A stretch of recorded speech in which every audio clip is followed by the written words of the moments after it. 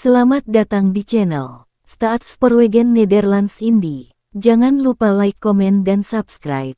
Pada malam hari ini kita akan membahas sejarah Surabaya kuno dan Surabaya baru. Dalam sejumlah literasi dan sumber-sumber sejarah yang ditulis sejarawan asing, misalnya sebagaimana ditulis dalam buku Notes in the Malay Archipelago and Malacca Groeneveld dan Ying Yai Seng Land The Overall Survey of the Oceans Sores Feng Cheng Chin. Di sana, nama Surabaya disebut bukanlah sebagai Hujung Galuh, sebuah pelabuhan laut di pantai utara Jawa di bagian timur Surabaya adalah sebutan pelabuhan sungai yang dapat ditempuh dengan perahu kecil setelah kapal besar lempar jangkar di perairan laut.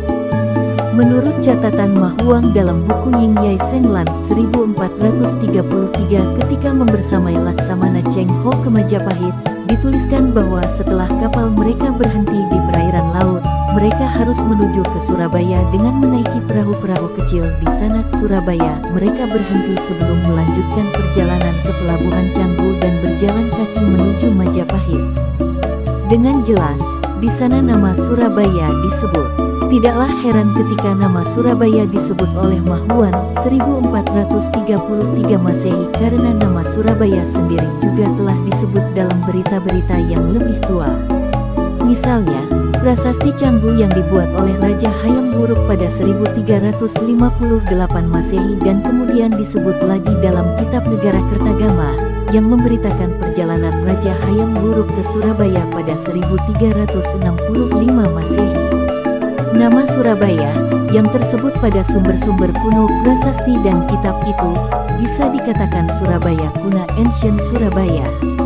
Dalam artikel ini, penulis menggunakan istilah Surabaya Kuna dan Surabaya Baru. Surabaya Kuna Surabaya dan Surabaya Baru era kolonial memiliki letak yang berbeda, tetapi sama-sama di tepi kali. Ada pergeseran lokasi sesuai perkembangan zaman. Surabaya Kuna terletak di selatan, di antara dua sungai Kali Surabaya dan Kali Pegirian yang diduga di kawasan Peneleh dan Pengampon. G.H. von Faber, seorang sejarawan, budayawan dan wartawan Surabaya berdarah Jerman, dalam bukunya Erwerten Stadgeboren 1953 menggambarkan bahwa Surabaya sudah ada sejak 1275 Masehi.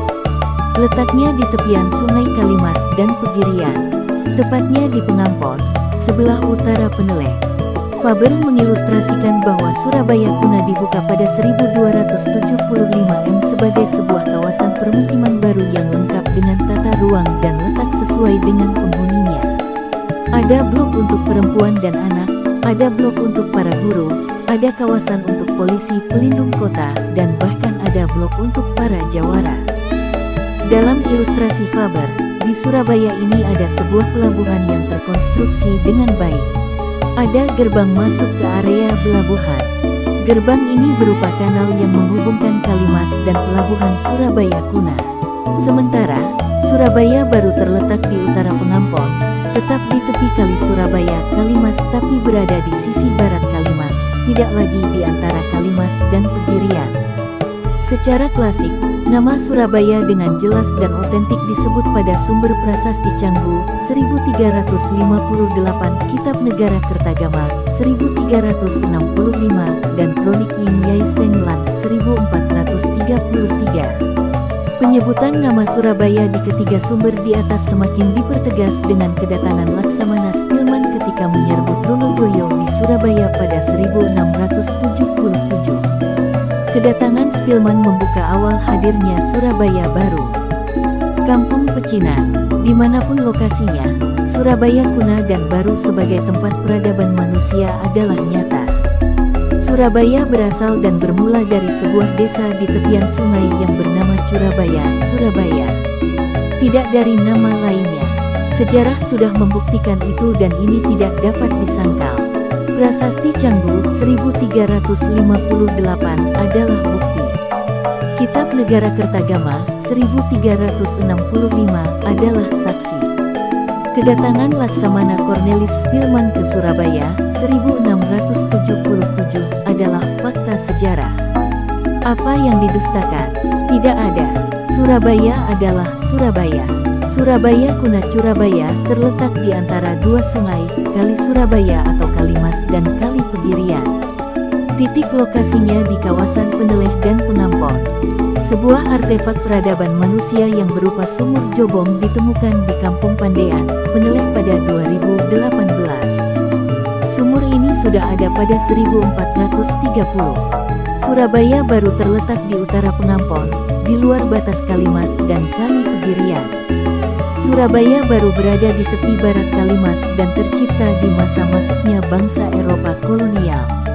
Pada peta-peta lama digambarkan bahwa letak Surabaya Baru berada di tepi barat Kalimas, tidak jauh atau berseberangan dengan Kampung Pecinan. Namanya ditulis Sourabaya atau Stad van Sourabaya. Kampung Pecinan menjadi patokan pusat kegiatan dan dinamika Surabaya Baru, yang pada akhirnya menimbulkan perpindahan nama Surabaya dari Surabaya Kuna ke Surabaya Baru. Kuna dan Baru adalah istilah yang dibuat penulis untuk membedakan letak dari Peneleh Kuna ke Krembangan Baru kawasan Jembatan Merah sekarang. Dalam perkembangannya dan dengan perubahan-perubahan yang menyertainya, maka pusat aktivitas peradaban bergeser semakin ke utara, dari Peneleh ke Krembangan.